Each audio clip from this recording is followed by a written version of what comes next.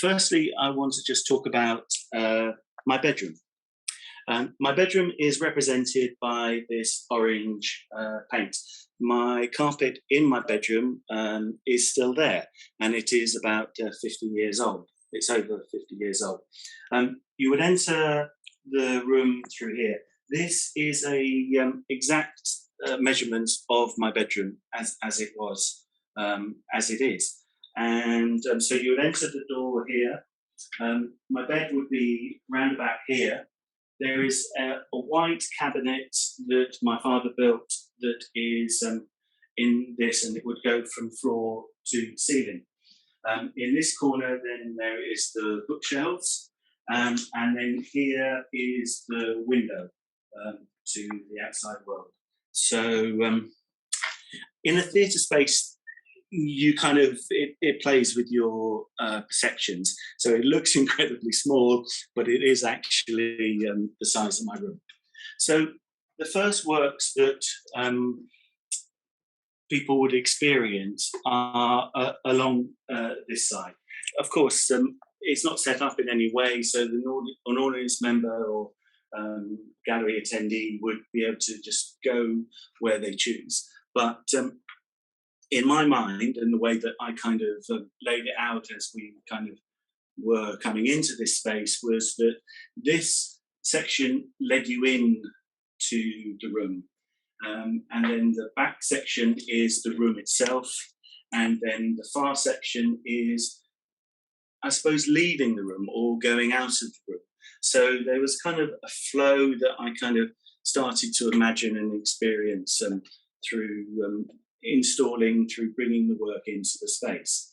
So you kind of enter the room through my door. At the beginning of my FMP, I started with ideas of how people saw me and how people would perceive me. And this then kind of led me into kind of exploring self-portrait work that was inspired by responses that I got.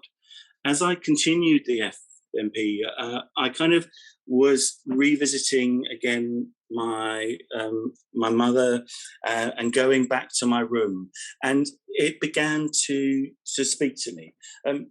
Throughout 2019, I spent a lot of time traveling back to Fleet in Hampshire because my father-in-law was ill, and it kind of instilled and kind of fed into my subconsciousness this idea that the room was there for me, and it had always been there, and it had always been kind of present in me.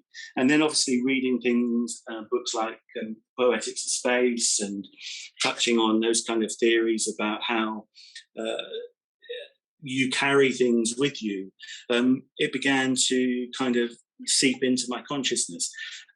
At this point in the exhibition, I'm introducing certain different elements. I'm looking at a self-portraiture, a way of an angle, a different angle that maybe you don't see of yourself. I'm also introducing a smaller photograph of something that's already been seen in an earlier or a different space within the exhibition. And I'm kind of thinking about how memories, how they kind of fall into you. And also you kind of recollect, and then you go, I've seen this before, or I've experienced this before. Why is it being repeated to me? At this point in the place in the exhibition, and this vitrine represents the collection of memorabilia, of writings, of mementos, of things that I've kind of kept with me. There's a scrapbook that I put together between 1980 and 86. There are childhood photographs. There's an autograph book that was very big when we were 16. There's letters to my mum and my sister from when I was living in Hong Kong. There's school reports. There's short stories that I would have written when I was like 10, 11 and 12. And it's kind of just beginning to kind of pull at this ideas and these passions that I would be having while living in this room. I forgot to mention that I lived in this room between the ages of 6 and 18. So they were very much my formative years, my teenage years, when you were kind of beginning to kind of find your way in the world. And these kind of things represent that kind of look. We then come to this kind of section where the room is really beginning to speak. Um, it's this kind of noddy and my older self, a juxtaposition of identity and childhood. This kind of touching in again on the tree, and also this kind of again a repeat of an earlier photograph within the exhibition, kind of trying to push at people's recollections. The room then begins to kind of pull out. It begins to kind of push into my memories. And this is where I really felt that during the process, I was then not really just talking about who I was today, but who I'd been and where I'd come from. Um, it's this empty room. It's my mum uses it as an ironing room now. It's actually full of an ironing board and her clothes, and whereas my brother's room and my sister's room are more kind of memories of bedrooms, mine has been stripped out and removed. And there are these artifacts again that still sit there, the China piggy bank tiger, and the cupboards no longer have my possessions, but they're still there for me. And as we kind of move to this final section, this is where I feel the exhibition and the process really began to expand for me.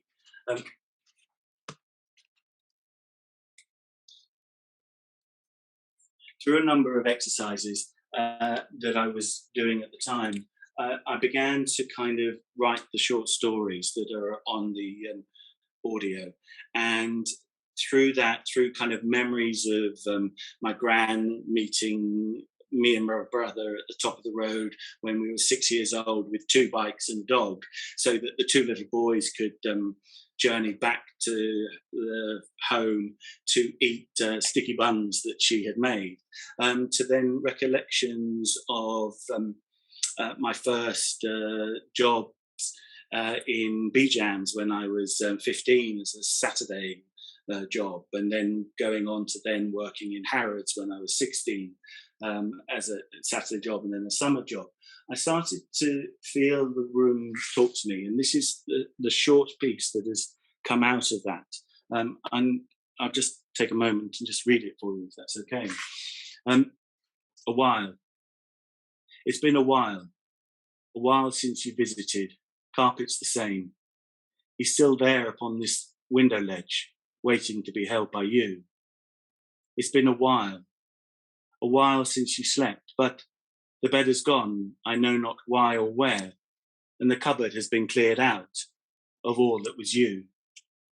It's been a while since you drew back these curtains, looking at the world outside before returning to sleep that little bit longer, before the need to rise and not be late. It's been a while.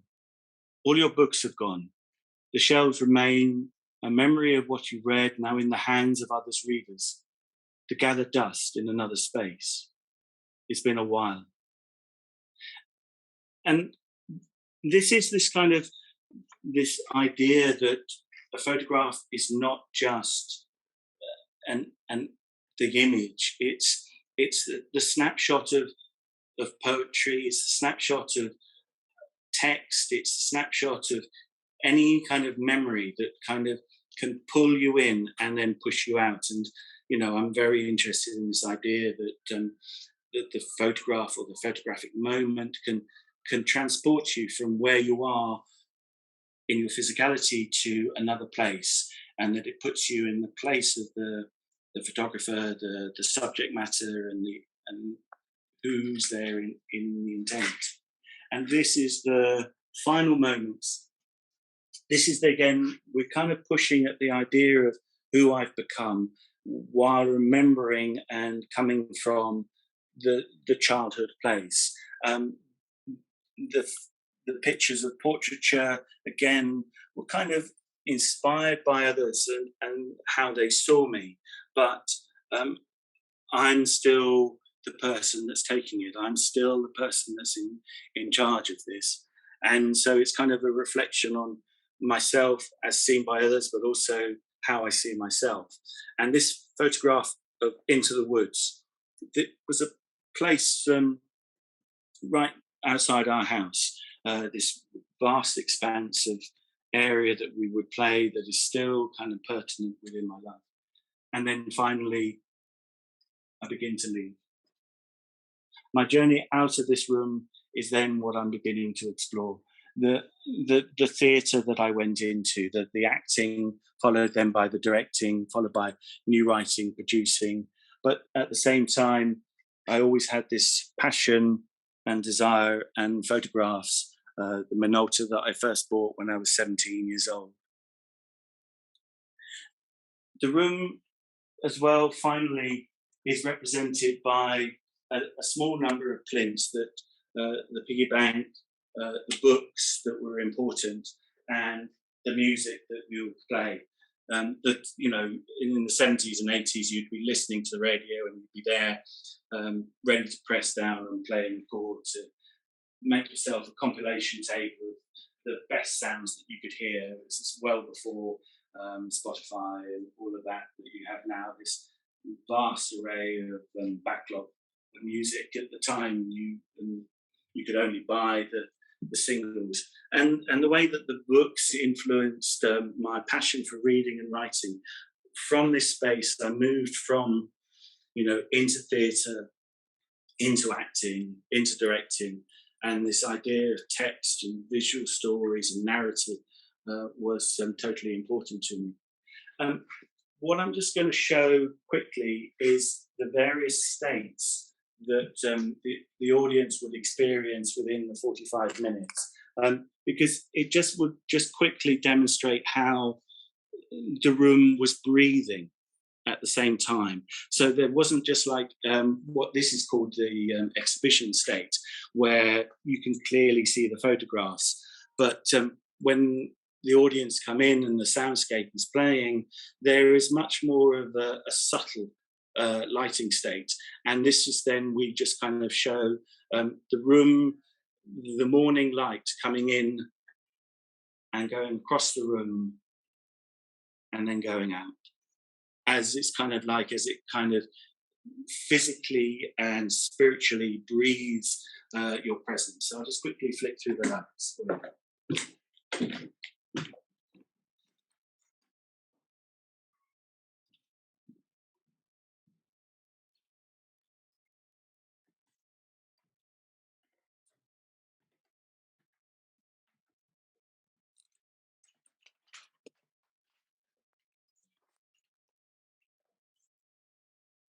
So this is the pre-state that would people would come into.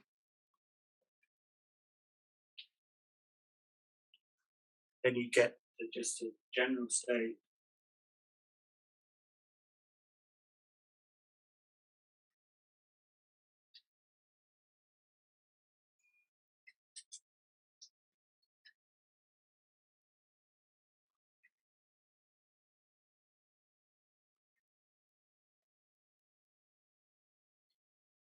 I'll just do that again.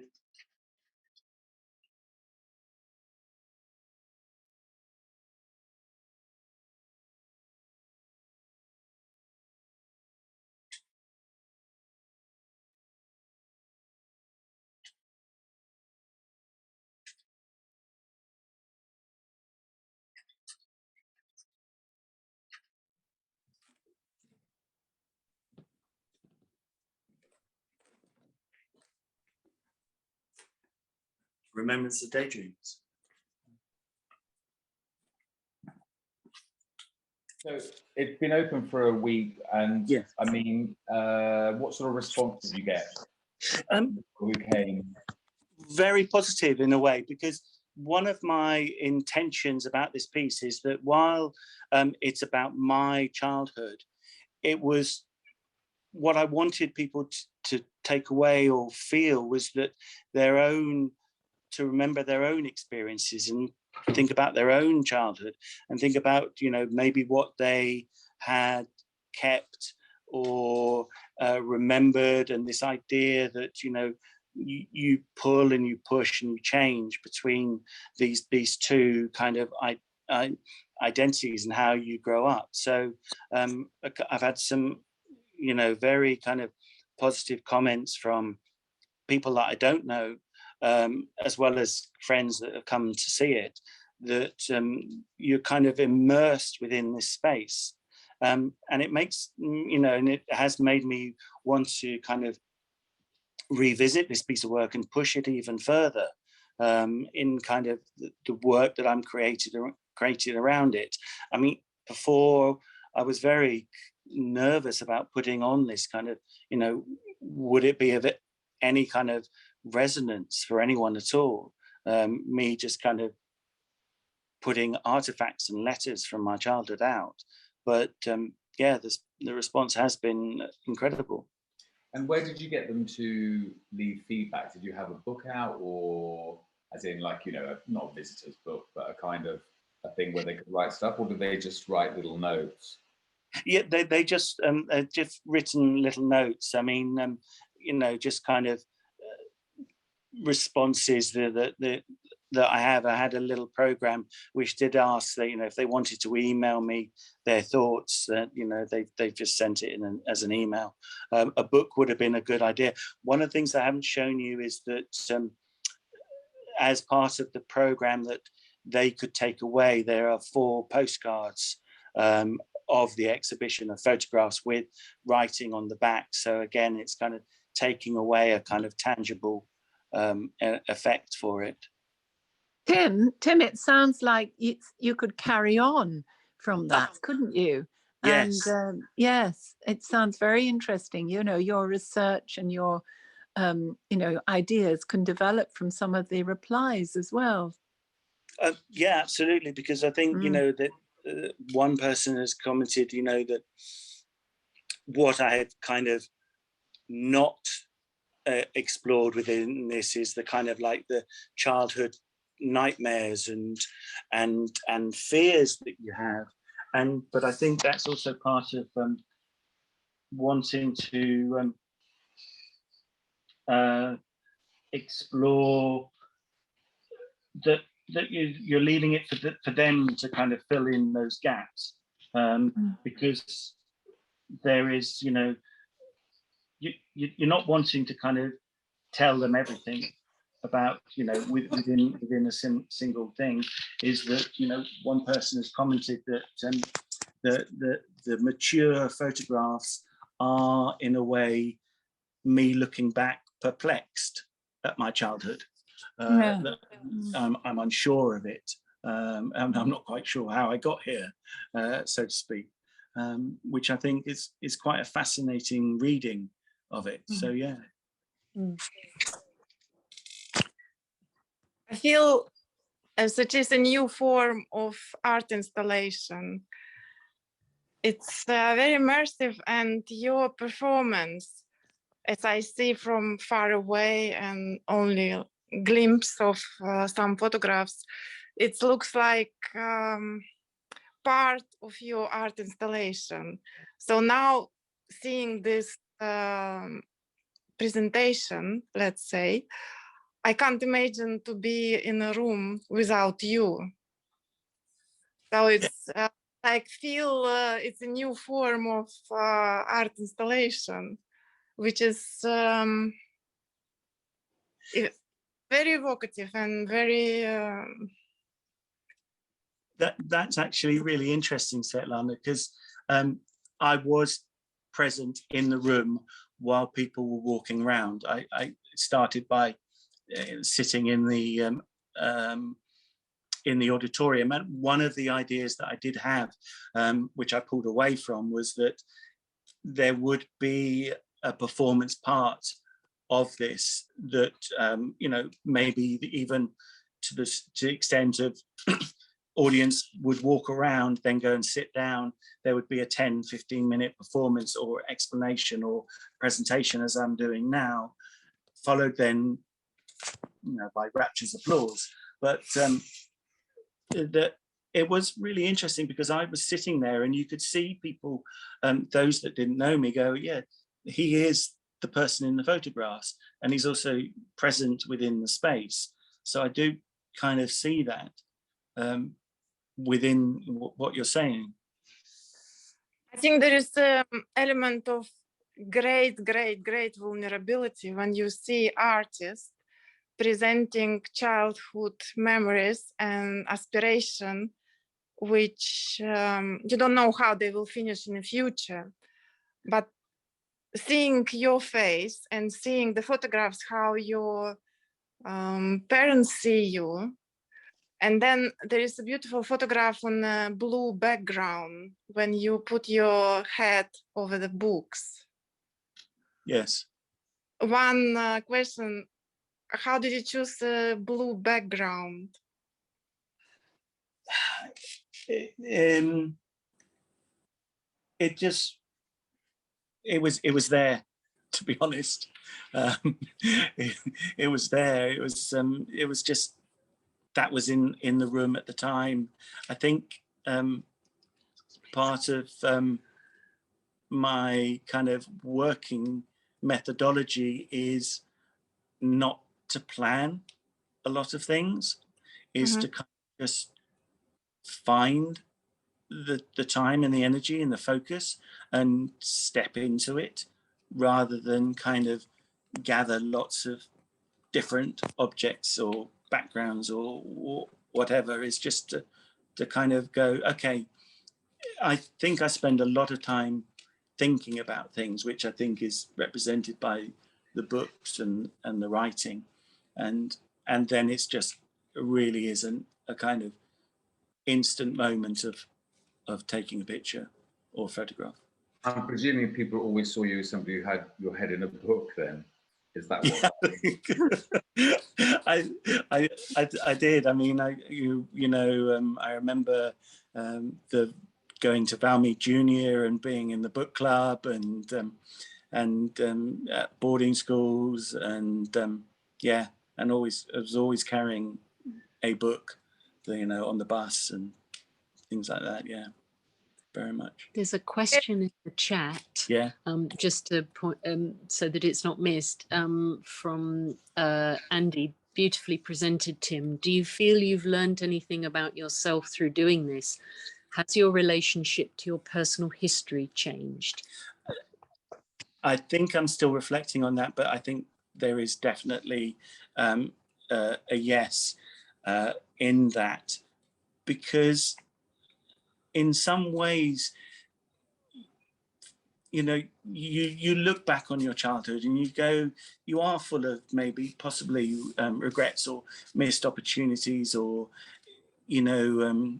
going down and traveling and speaking with my mum. She says things like, we should have sent you to different schools, or we should have done, there is this hint of melancholy about, what maybe you've moved from or who you were. That there is a lot of commentary about the cheerful boy. And I think in doing this, I've also kind of got a calmness about it, which I'm still reflecting on. Yeah. Good question. I loved the puppet when you had when you had your picture, Tim, and next to it was the puppet. And I thought, in a way, what you've done is to animate the puppet through this. The childhood you could just make it come alive by moving it. And through your research and all this, it has come alive. The child you is there. And I thought that was very moving, the noddy puppet and the photograph of you now. And the connection between the two was very powerful, I found. Thank you. Tim, sorry, it's Paul here. I'm just wondering, what looking at the set there with your bedroom, I'm just wondering what play you would like to have performed in your bedroom. I always think of Moscow Stations for myself, but I'm just wondering, it'd be quite interesting to have like a play or production on that set in your bedroom. Yeah, yeah. And someone actually pointed out a piece of work where the artist, he didn't have access to exhibition space, but so he exhibited in his parents' house when they were away for 2 weeks, which I can't think of the artist's name at the top of my head, and it's in one of the chats. I'll go and dig it out and send it out to people. But yeah, and he's got photographs of, you know, appointment by only for 2 weeks, and he's replaced all his parents' pictures with pictures of his own. It's very interesting because my brother and I used to do, you know, those puppet shows for our parents, you know, that we'd make up that were inspired by the children's TV shows. Stars in the Morning Sky springs to mind, about when a play about the Moscow Olympics, where they moved all the prostitutes out of Moscow, so right, they appear cleaner. So, yeah. So you could have Moscow Stations there after all then. Yes, I could. With Tom Courtney. Yeah, that would be ace. The dresser, maybe. Yeah. I think it's something, or actually to have it in your real bedroom back home after COVID. What a great thing to do that would be. Great. Well, why your bedroom was actually cleared of your stuff? I don't know. I've never asked my mum that. I don't know why my bed got taken out. I mean, it is this ironing room now, so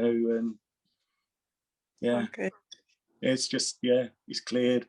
It's weird. There's beds in my brother's room and my sister's room, but there's not one in mine. What can I say? Probably they can research how many artists lost their childhood bedroom. Yes, yeah. But I have to return the cat or the tiger to my mum, because that's being borrowed. Because and it has money in it, which she's been putting in. So yeah. Well, thank you all for coming. It's been a real honor and privilege for me to talk about this, and once again, thank you to the Jack Studio Theatre for allowing me to put this installation. And this has been, you know, for those that are maybe in the middle of their FMP or the middle of their Falmouth MA, this has been 2 years of thinking to reach this point. So good luck, and thank you very much. I'm going to now go and dismantle my room again. Thanks for inviting us. Thank you very much. Thank you, Tim. Bye. Thank you. Tim, that was really wonderful.